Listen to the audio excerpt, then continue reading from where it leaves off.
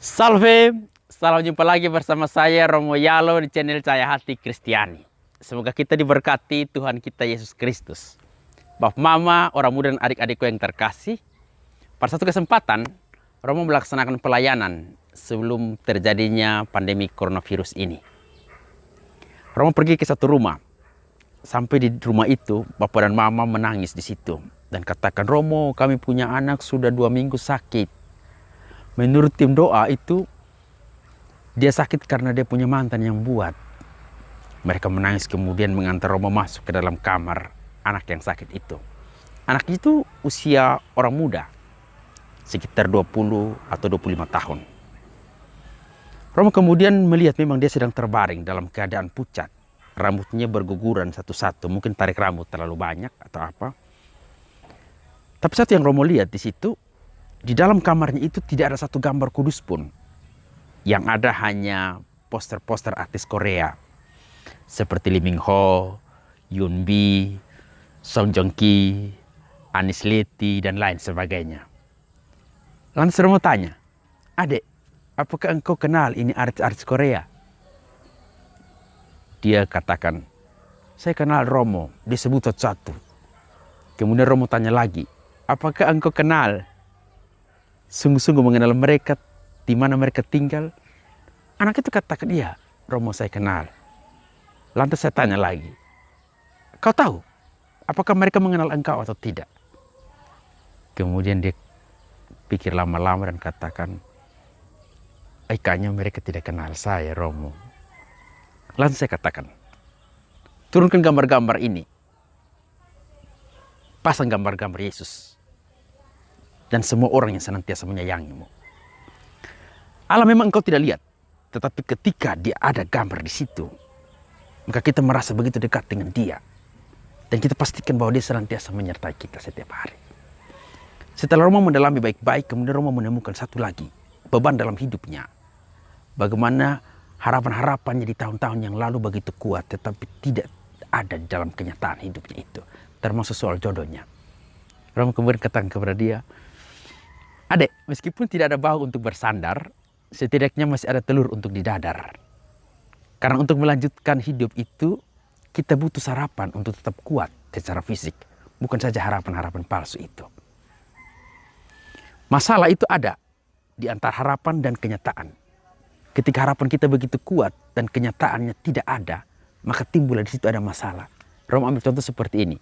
Di tahun 2021 kita punya mimpi untuk bisa menikah. Tapi kita cari jodoh soalnya dapat juga.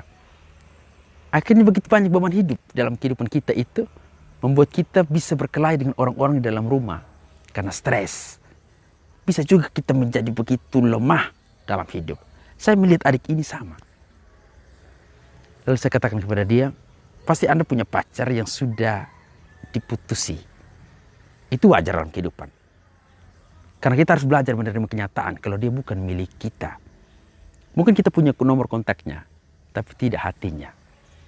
Ada orang yang dulu makan sendiri, tidur sendiri, jalan sendiri. Tapi puji Tuhan, sekarang sudah ada kemajuan. Dia mulai omong sendiri, ketawa-ketawa sendiri. Tidak lama dia suka-rasukan sendiri itu. Karena begitu halusinasi tinggi, mau berpikir bahwa ini sudah saya punya jodoh, tetapi ternyata tidak atau salah." Bapak Mama, saudara-saudariku yang terkasih, ada yang bilang 2 hal yang penting dalam hidup itu.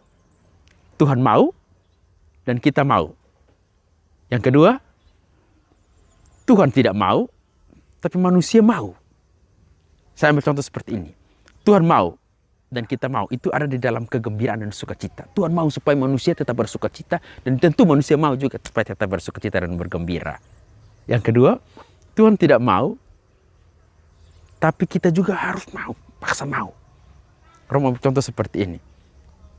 Kita berdoa setiap hari, kalau laki-laki itu adalah jodoh kita, sungguh-sungguh jodoh kita, tapi ternyata kenyataannya dia nikah dengan kita pukawan. Ya, memang Tuhan tidak mau, atau memang itu bukan jodohmu.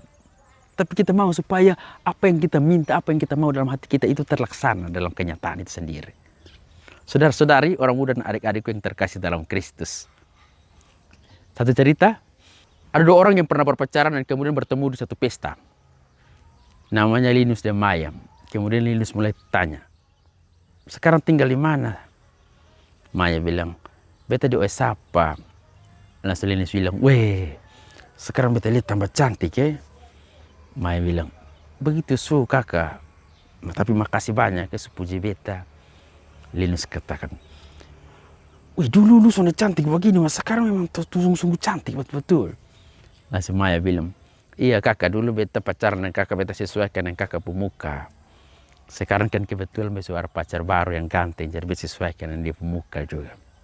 Roma berteman dengan begitu banyak orang muda. Salah satu orang muda dia mungkin punya banyak beban hidup, atau mungkin ditinggalkan orang yang ia sayangi.